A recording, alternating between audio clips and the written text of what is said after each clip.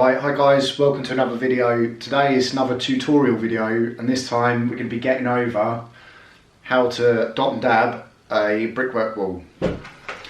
Now this wall here behind me is the one I'm going to show you on today. Ideally I'd be using 2.4 boards to go straight up to the ceiling, but this room is actually over 2.4 and I have a load of 12.5mm 6x3 boards here, which is 1800 by 900. So I'm going to be using those up today. The thickness of the board is 12.5mm, gives it a bit more strength than a 9mm board, which can tend to wobble a little bit. So first step of the process is to make sure there's nothing loose on the wall already, so like no old mortar snots or any little nails or anything poking out. So you just want to tap those in, knock it off, get it as flat as you possibly can before you start. I've given this a light coat of PVA. It's a very watered down PVA, so pretty much 50-50 with some water, just to seal it, and because you don't want to stick dot and dab onto a dusty wall because it's just going to come off. So you need to give it a little bit of a seal, not complete seal, that the adhesive doesn't dry into it and you create skin. So you can't put neat PVA on there, for example. It just needs to be enough to hold the dot and dab adhesive back, but it needs to be sealed enough not to be dusty and the dust come off, if that makes sense. So the first board I'm going to come to will go into this corner wall. I always start on the left hand side and I work towards the right hand side. There's no rhyme or reason to it, it's just because that's the way I do it.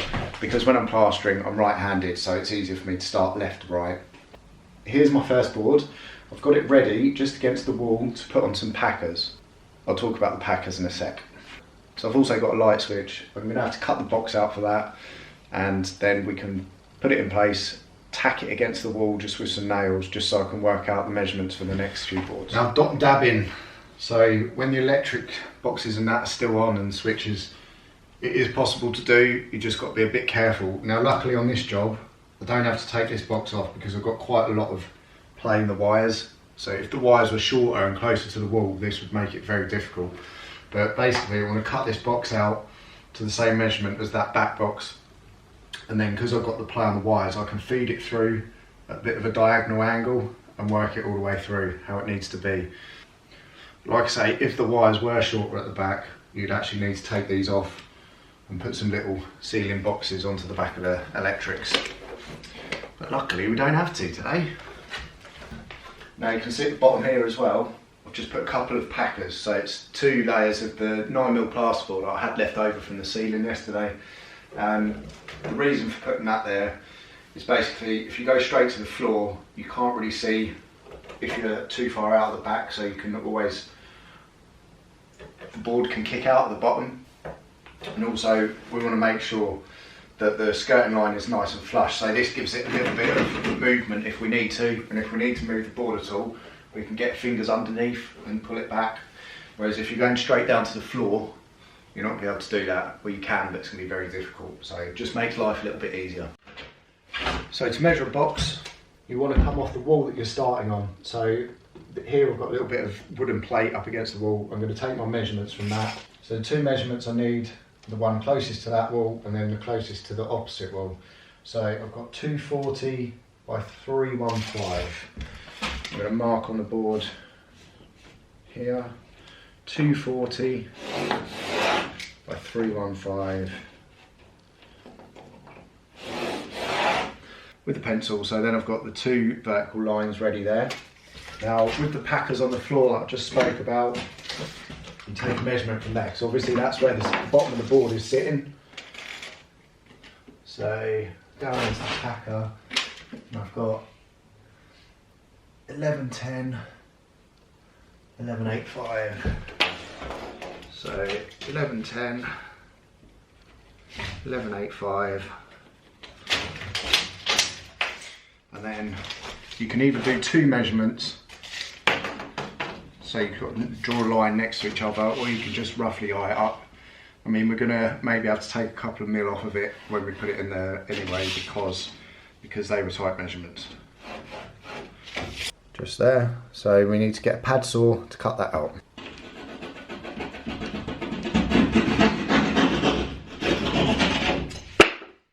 Now it's time just to get it up and make sure it's in the right place. before we carry on with the rest of them. So what to do is just rest it down there. You can see the box poking out here. So like I said earlier, you can just wiggle it through at an angle and bring it out. So now I just need to make sure that the back box is where it should be, and that is pretty good. So as you can see, it's just pushed onto there flush. I'll pin it up and I'll bring the camera over to show you. So just get a couple of pins in it just to hold it into place while you get the rest of the wall cut. So if you go into the mortar joints rather than the brick, because you're not going to get into the brick. And there we go. Slight gap there, but it won't matter because once that box is on, it's going to cover everything anyway, and I've still got to skim it yet, so if I just put a little bit of scrim tape down that side and then skim over that, then it's perfect then. Right, with the first board on the wall, we need to mark out exactly where that goes, so when you take it off, you know where to put your dabs so that the board hasn't got loose edges, if that makes sense. We'll go through that in a minute. So just get a little bit of off-cut plasterboard or a pencil and draw on the wall. First board. Now again, just want to make a couple of packers with the off-cut of yesterday's ceiling. So really quickly, just score a bit, fold the board in half, and you've got a packer there of nearly 20mm. So obviously your skirting board will cover any gaps at the bottom. And then you want one on the edge near to where the other board is. And then, because your boards are 900mm wide, you want to roughly put it 100mm in between. So 90mm comes past that socket there, 900mm comes past that socket there. So maybe just put a packer underneath, and then it's ready for when we want to get the next measurement for that socket. So next board, and we'll cut this socket out.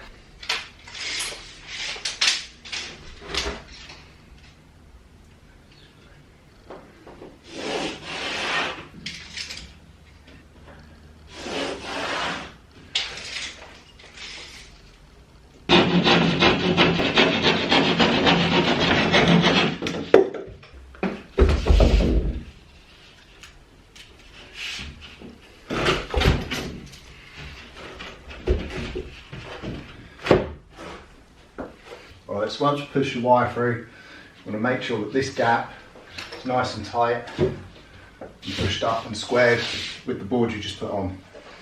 Again, just tack it on just to hold it in place while we get the rest of the boards done. Then mark off those edges again.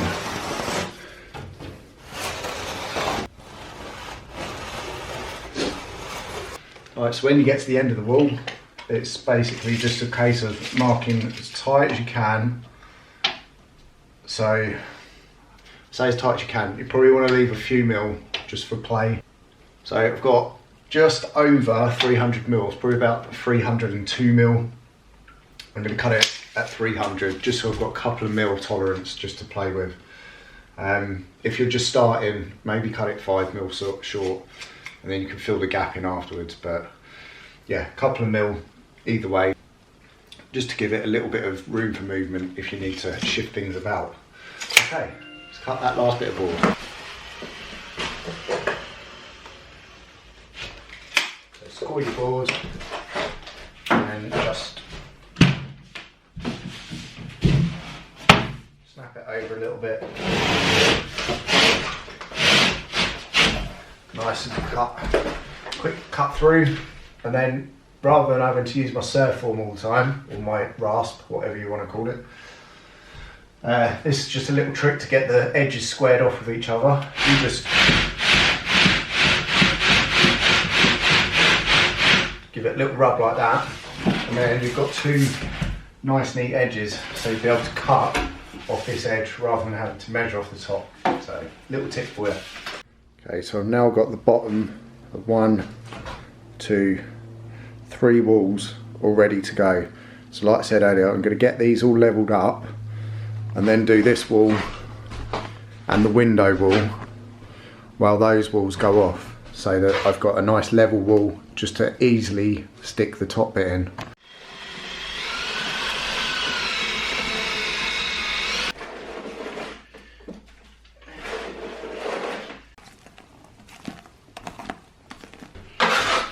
Right, so the adhesive I'm using is British Gypsum Gyprock plasterboard adhesive. Now, it wants to be fairly stiff, but you still need to be able to use it. So it's kind of a bit of trial and error really. There are mixing directions on the back of the pack, won't bore you with that.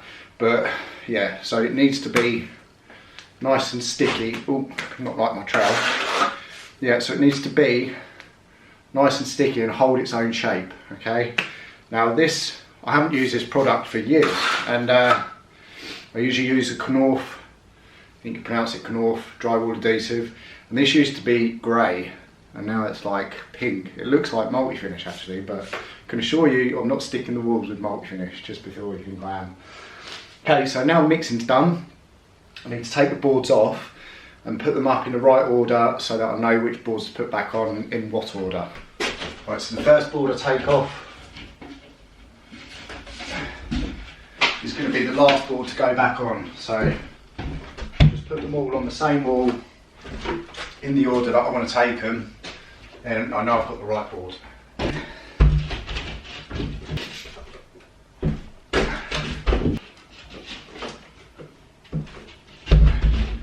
Like so, boards all in order. I don't know if the camera can see it here, but here's my marks where my boards are going to go, so I know exactly where to put my dabs. Right, next is to put the dabs on the wall. Okay, so I want to grab myself a nice forkful of muck there. Now there's a few different ways to do this. I'm going to show you this way, which is just literally why it's called dot and dab. So we're just putting dabs onto the wall in little dots. If you're on a building site and your property is getting air tested, you need to do solid dabs all the way around. It's called picture framing. I'm not going to cover that in this video. I'll save that for a later one. So this one is just a basic refurb dot and dab. So what you're aiming to do is just get, say, nearly a tennis ball size of adhesive on your trowel, and then you literally just dab it onto the wall, like so. So what we're going to do is go and dab all the way around the edges of the plasterboard where I've drawn on the wall. So we're going to do 4 across and then probably at least 8 down as well. So I'll just go ahead and dab that all and show you what I mean.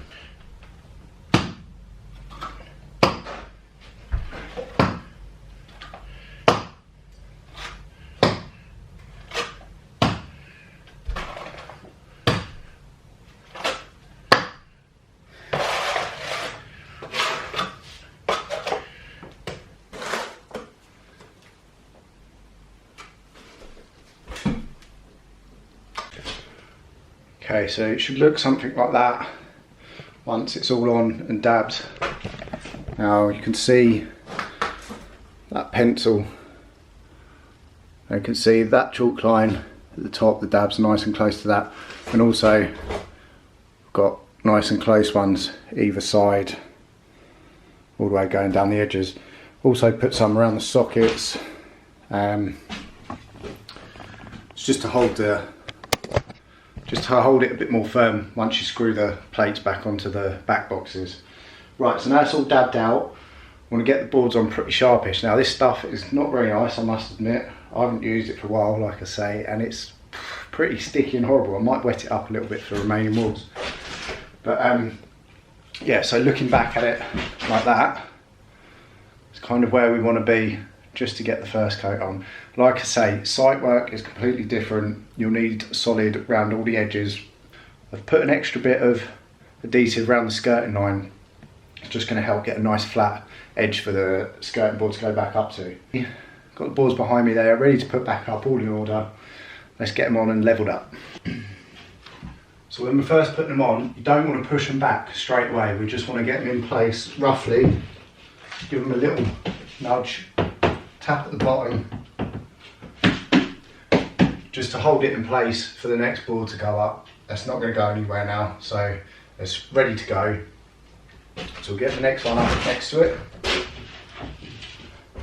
This is where you've got to be a bit careful around the sockets, because you can end up with a load of adhesive on it if you're not careful, and it's a bit messy. So just take your time and get them all in properly.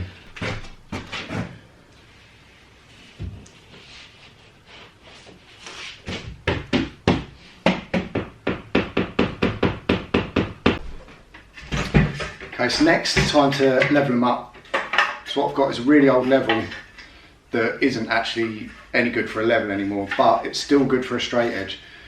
Now if you've got a straight enough bit of wood, you can use that for the same purpose, but this is just old, kicking about in the back of my van. I also use it for screeding as well, so it's a bit of an all-rounder.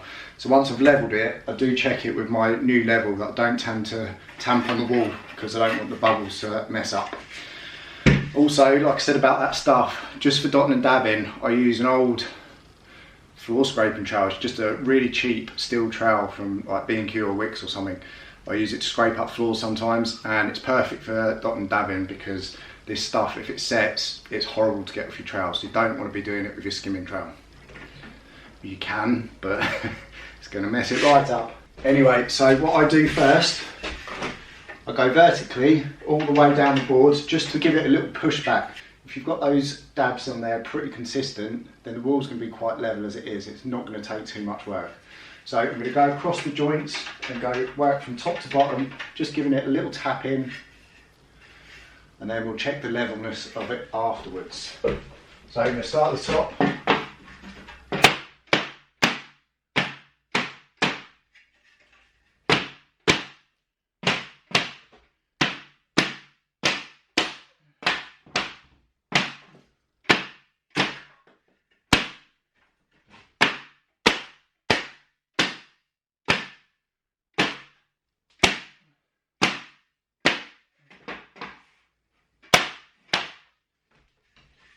And then go to the other edge, get that side in as well.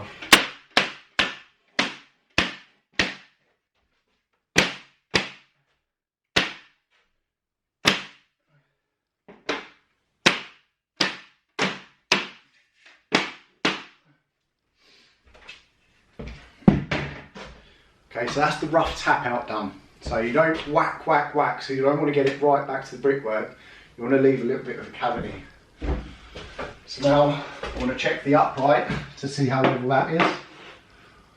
And we're pretty much there already, to be honest. Let me show you. So, it's hard to pick up on camera. The bubble is pretty much bang on. I don't know if that shows it up. Just get my face out of the way. There you go, look. Right in the lines. So if you're working up against original timber, I can see that it's not square with that. So it kicks out a little bit at the bottom. So what we want to do is just put it on that packer and just give the bottom a little bit of a kick in. Just like that. Until you get it level. Now, that is pretty good. So if you go along the whole wall, making sure it's level, upright, and there's no hollows behind your straight edge. Like that. All the way along.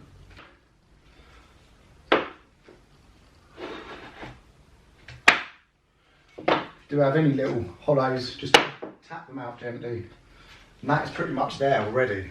So the most important bit, well, there's a few important bits. Your joints, they need to be flush together. No ridges, they want to be perfectly in line, nothing like that. They want to be touching like this. So once their joints are all good, you need to make sure the skirting line is bang on as well.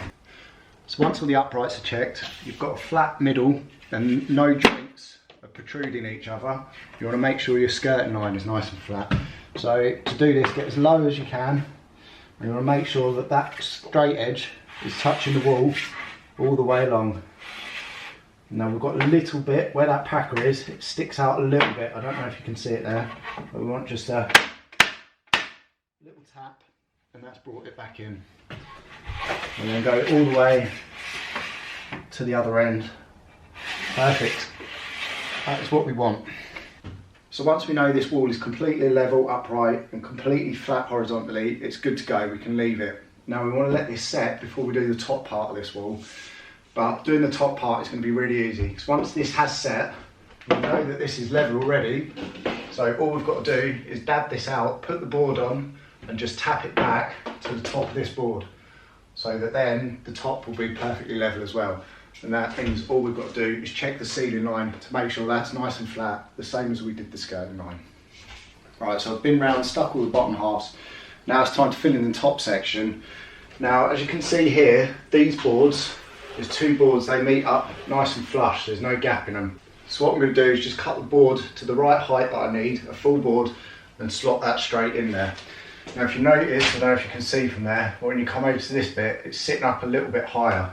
Now there's not a lot I could have done about this. I could have packed these boards up, but it just seems like a bit more extra hassle. So what I've done is cut the width of the board this time, and just gone straight up from there. So put that bit in, and then obviously just cut that last little section as it needs to be. So without further ado, let's dab out the top, same as we did the bottom, and then it's just a really easy case of tapping it from the bottom board, because these have pretty much gone off now. It's probably only been an hour and a half, I reckon, and they're nice and solid now. So obviously not killing that suction has helped the wall draw the adhesive into it and setting it off a bit quicker. So that's all good to go.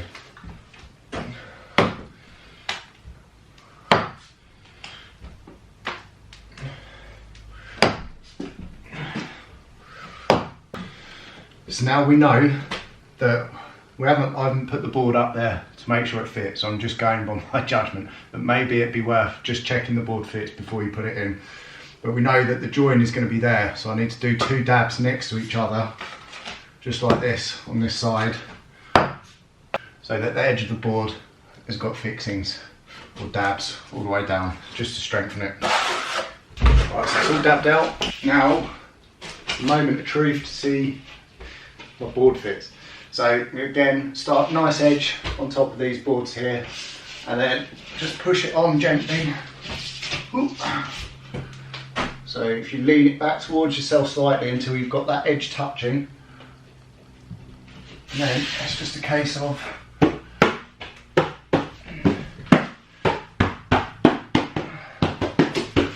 tapping it in. Ooh. Out your hands, and then with your spirit level, simply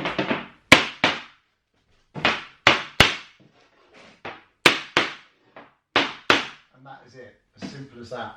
Now you do need to check your ceiling lines as well, so just run your straight edge along the top just to make sure that it's bang on, and then that is the whole wall dot and dabbed really. Let's just get the other bits on. So just get the angle on the bottom, push it in.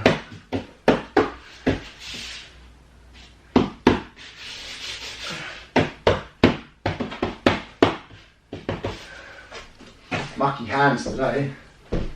And last little bit, same again.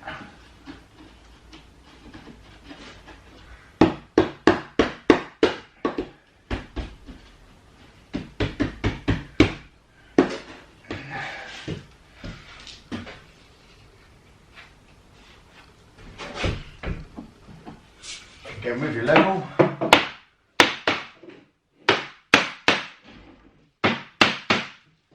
Gentle tap.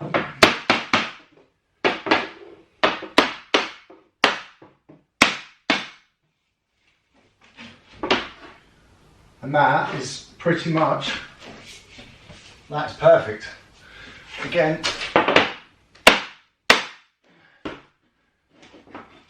checking your ceiling lines all the way across, so you'll know if it's unlevel because you'll have a little bit of rocking on the level like that. So you want to make sure that there was no rocking at all. Like that. Anyway, that is that for the tutorial. So, dot and dabbing a wall over old brickwork. Again, I mentioned before, totally different story if you're on site and you've got air tests to think about. But for a refurbishment job, that is all you need to do. Now, if you've got any questions, please let me know in the comments. And I'll do my best to get back to you. I like to get back to all my comments, so please leave some. Don't forget to give this video a like, and if you haven't already, please consider subscribing, it'd be much appreciated. Anyway, that's it for dotting and dabbing over an old brickwork wall. Thanks for watching, see you again soon, bye bye.